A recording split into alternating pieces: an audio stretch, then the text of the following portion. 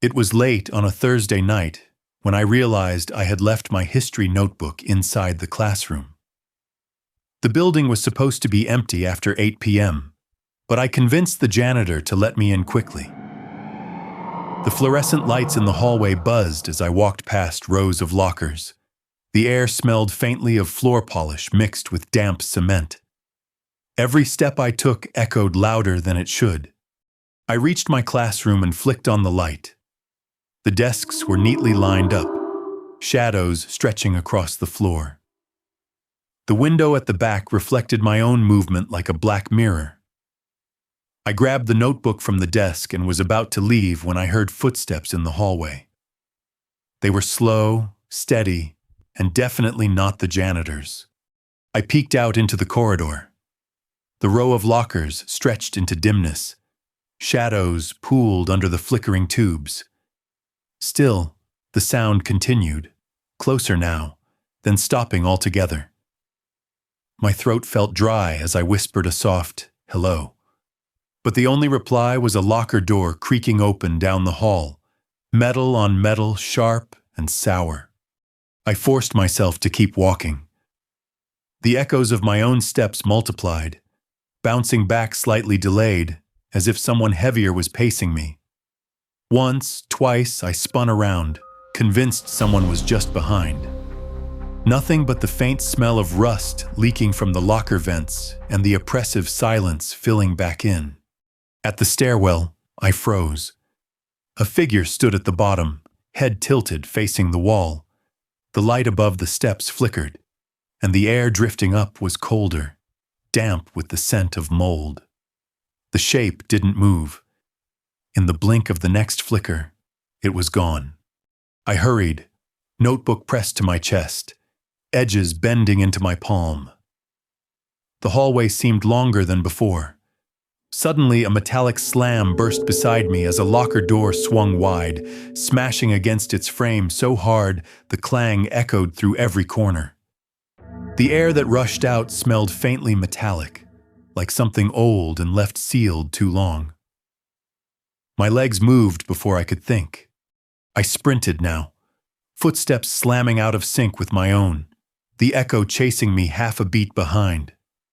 My chest burned, the air clawed at my throat. When I burst out through the front doors, the night was colder than it should have been. The janitor was nowhere in sight. The next morning, when I opened my notebook in class, faint gray smudges streaked the cover. 5 long lines dragged across the surface, curved like the marks of a hand pressing down, as if the echo had followed me out. Nobody mentioned the janitor again. Our school gym was old, the kind with wooden bleachers that folded against the walls and a ceiling fan that barely worked. I stayed late one night to finish practice drills by myself. The coach had left, and the locker rooms were empty. Only one hallway light shone through the glass doors, dim enough that the gym felt cavernous. The air smelled faintly of varnished wood and sweat. I started shooting baskets in silence, the squeak of my shoes the only sound. After 10 minutes, I heard a faint thud from the far corner near the folded bleachers. I stopped dribbling, listening. The sound didn't repeat, so I convinced myself it was the old wood shifting. Still, the longer I stood there, the more I felt the gym wasn't as empty as it looked. I decided to wrap up, but when I walked to the doors, the metal latch was already locked from the outside. I pulled harder, expecting it to give, but the bar wouldn't budge. The faint light in the hallway flickered once, then steadied.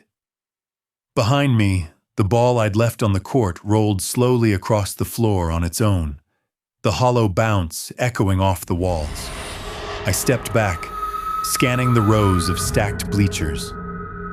Between the narrow gaps, a darkness pressed deeper than it should have, and for a moment I thought I saw something shift inside. The air turned colder, carrying a musty smell of trapped dust. Then, as I stared, The entire bottom bleacher creaked and pushed outward an inch, as though someone unseen pressed against it from inside. My pulse hammered in my ears. I grabbed the ball, not sure why, and backed toward the middle of the court. The bleachers groaned again, louder this time, and a low drag echoed like nails scraping along wood. The ceiling fan stirred weakly, barely moving the heavy air. Suddenly, a metallic clang erupted from the locker room doors, followed by steady footsteps across the tiled floor. They weren't rushed, just deliberate, closing in toward the gym entrance. I shouted out, hoping it was the janitor, but no one answered. The footsteps stopped just beyond the glass, and for a moment I saw nothing but my own reflection. Then the lights went out, all at once. The court fell into darkness except for the glow of the exit sign. I didn't think. I sprinted toward the emergency door. It gave way with a crash, spilling me into the cold night air. No staff were scheduled to be on duty that late. The next morning, I passed the gym again. One bleacher had been dragged halfway open, though no practices had been scheduled. On the basketball I'd carried out, streaks of gray dust wrapped across the leather in curved lines, and along the edge, faint and crooked, were marks that looked like a dragging heel, circling once around the ball as if footsteps had followed me out.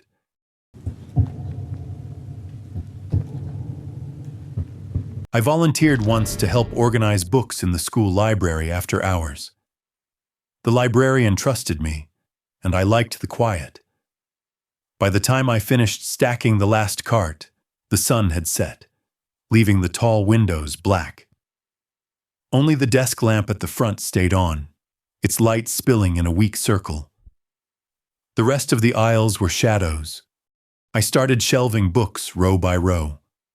The air carried a faint smell of old paper and dust, heavy enough that each breath felt stale. Somewhere above, the heating system clicked and groaned. Then, from the far end of the shelves, I heard a whisper. It was low, sharp, like a voice caught in the vent. I froze, listening. The room stayed silent for a full minute. I told myself it was just the ducts shifting, but when I slid the next book into place, I heard it again, closer this time. A breathy syllable I couldn't make out, followed by a faint exhale, as if someone was leaning just behind the shelves. I edged toward the front desk, wanting to finish quickly.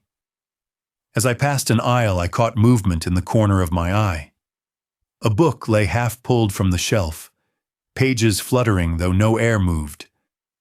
I reached for it, but before my hand touched the spine, another book fell 3 shelves down with a loud thud. The sound echoed through the library, too heavy for one book alone. My skin prickled. I backed away, glancing toward the tall windows. The glass reflected the rows behind me, but in the dim glow, I thought I saw a figure standing deep in one of the aisles, head bent, shoulders stiff. When I turned, the space was empty.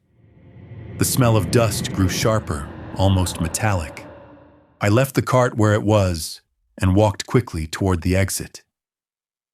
Just before I reached the doors, every light in the aisles flickered on at once, spilling pale beams down the rows. And in that moment, I saw them. Every single book along the middle shelves pulled outward an inch, as if dozens of unseen hands had reached out together. I shoved at the door, but it was locked. My chest tightened, pulse hammering. Then the lights snapped off again, plunging the room back into shadow.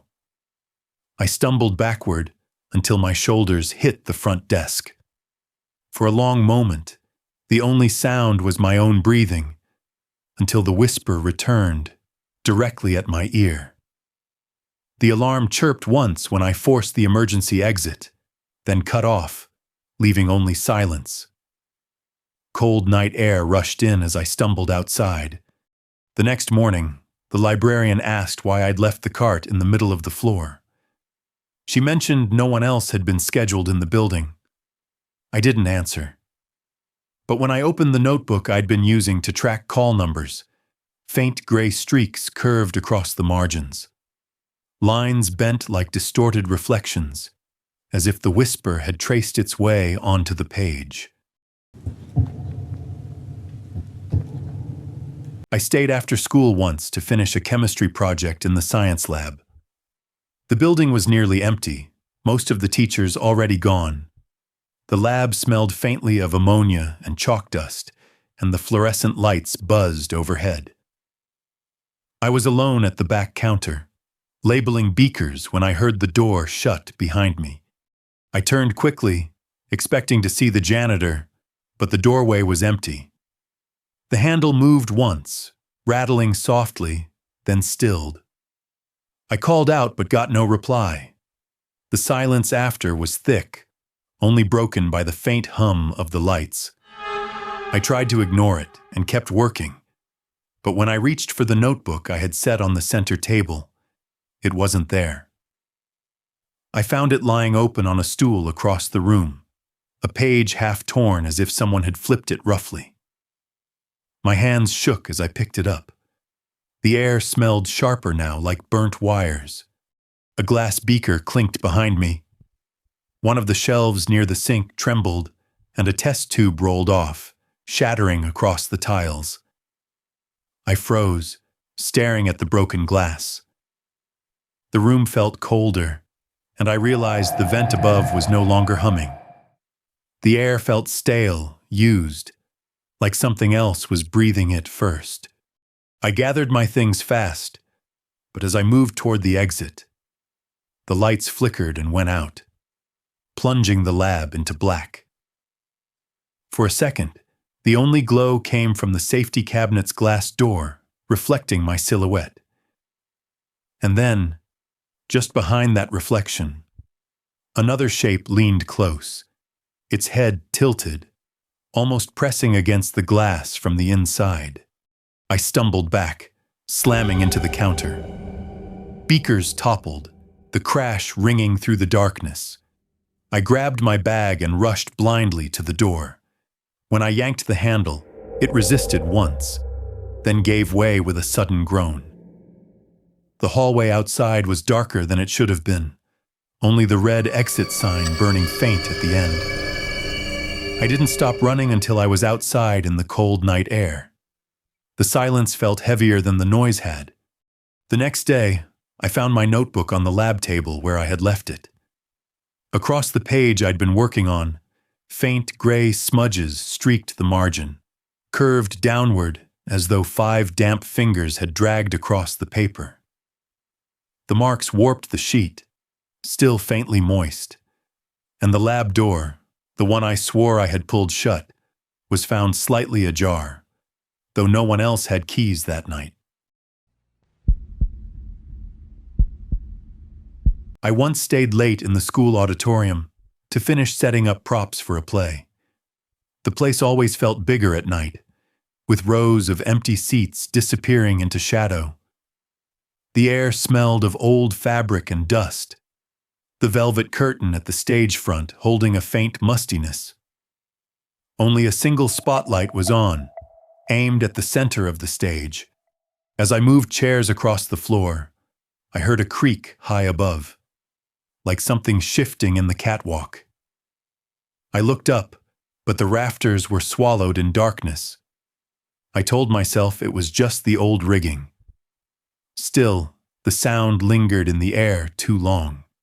I kept working until I noticed a chair had shifted in the first row. It sat angled out, though I hadn't touched it. I fixed it quickly, but when I turned back to the stage, the curtain seemed to ripple slightly, as though a draft had passed. The vents weren't on, and the rest of the air was perfectly still. A soft tapping echoed through the room. I thought it came from backstage, but when I went to check, the space was empty. The ropes for the curtain swayed faintly, their wooden pulleys creaking. The smell of dust grew heavier, sharp like mildew. I returned to the center aisle, uneasy. That was when I saw it. A shadow behind the curtain, shaped like someone standing just out of view. The fabric bulged slightly outward, as though pressed by a hand. My throat tightened. Then the spotlight flickered, dimmed, and when it steadied again, the shadow was gone.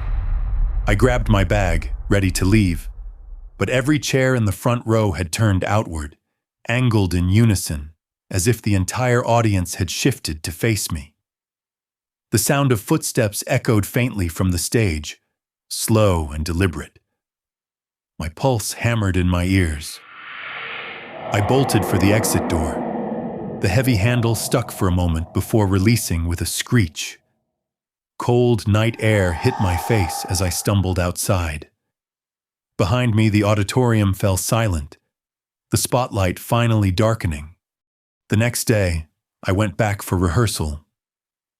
The director insisted no one had used the auditorium after I left. My script, left on the stage, carried faint damp streaks across the final page. 5 gray smudges curved downward, as though pressed by a hand through the curtain. And under the stain, the paper held a faint circular mark, like the burn of a spotlight that had never been turned on again.